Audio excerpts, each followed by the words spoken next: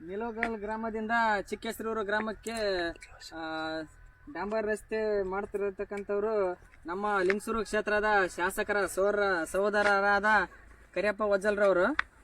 ಸುಮಾರು ನಿಲೋಗಲ್ನಿಂದ ಚಿಕ್ಕೇಸರೂರಿಗೆ 5 ಕಿಲೋಮೀಟರ್ ಆಗುತ್ತೆ ರಸ್ತೆ. 5 ಕಿಲೋಮೀಟರ್ ರಸ್ತೆ 3 ಕೋಟಿ ಚಿಲ್ಲರೆ ಟೆಂಡರ್ ಆಗಿದೆ. ಯಾವ ರೀತಿ ಕಳಪೆ ಕಾಮಗಾರಿಕೆ ಮಾಡಕತ್ತಾರಂತಂದ್ರೆ ಇವರು ಶಾಸಕರ ಸಹೋದರ ಕರಿಯಪ್ಪ ವಜ್ಜಲ್ ಅವರು. ಇಲ್ಲಿ ನೋಡ್ರಿ ಎಂತ ರೀತಿ ಕಳಪೆ ಕಾಮಗಾರಿಕೆ ಮಾಡ್ತಾರಂದ್ರೆ ಇವರು.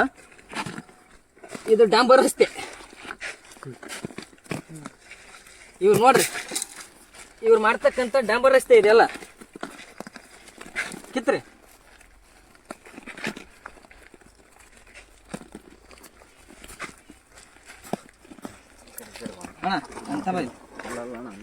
ಯಾವ ರೀತಿಯಾಗಿ ಇವರು ಕೆಲಸ ಮಾಡ್ತಾರಂತಂದ್ರೆ ತಾಲೂಕಿನಾಗ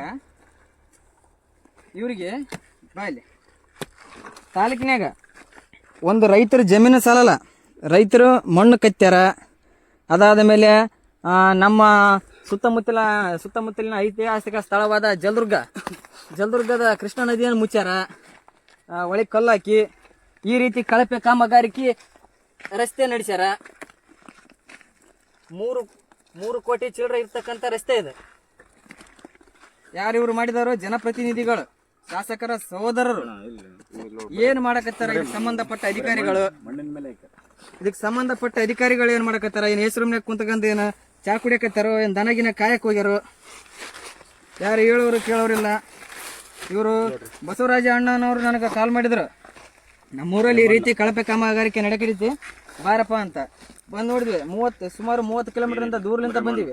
ಇನ್ನು ಮೇಲೆ ಲಿಂಗಸೂರು ತಾಲೂಕಿನಾಗ ನೀವು ಎಲ್ಲಿಯಾದ್ರೂ ಈ ರೀತಿ ಮಾಡಿದ್ರೆ ನಾವು ನಿಮ್ಮಿಂದ ಯಾವಾಗಲೂ ಇದೇ ರೀತಿಯಾಗಿ ನಿಮ್ಮನ್ನ ಪ್ರಶ್ನೆ ಮಾಡ್ತೀವಿ. ನೀವು ಯಾವ ರೀತಿ ಲಿಂಗಸೂರು ತಾಲೂಕಿನಾಗ ಯಾವ ಮೂಲೆಯಾಗ ಒಂದು ಕೆಲಸ ಮಾಡಿದ್ರು ನಾವು ನಿಮ್ಮನ್ನು ಬಿಡಂಗಿಲ್ಲ. ಸೀದಾ ಕೆಲಸ ಮಾಡ್ರಿ. ನೀವೊಬ್ಬ ಜನಪ್ರತಿನಿಧಿಗಳಿದಿರಿ. ನೀವೇನು ಸಾಮಾನ್ಯ ಬಡವರಲ್ಲ, ಒಳ್ಳೆ ಒಬ್ಬ ಬಡ ಕಾಂಟ್ರಾಕ್ಟರ್ ಅಲ್ಲ, ಸಾವಿರಾರು ಕೋಟಿ ಒಡೆಯರಿದ್ದೀರಿ. ಬೇಕಾದಷ್ಟು ಐತಿ. ರೈತರ ಜಮೀನಾಗ ಮಣ್ಣು ಬಿಡಗಲ್ಲ ಅಂತಂದ್ರೆ ಮೊನ್ನೆ ಆಗಿ FIR ಕೂಡ ಆಗೈತಿ ನಿಮ್ಮ ಮೇಲೆ. ತೆಗಿಯೋಣ, ಮೊನ್ನೆ ಕೂಡ ಇವ್ರ ಮೇಲೆ FIR ಆಗೈತಿ. ತೋರಿಸ್ರಿ. ಭಾಳ ದಿನ ಆಗಿಲ್ಲ, 1 ವಾರ ಆಯ್ತು. ಮತ್ತೆ 1 ವಾರದೊಳಗೆ ಇಂಥ ಕೆಲಸ ಕಟ್ ಮಾಡಿ.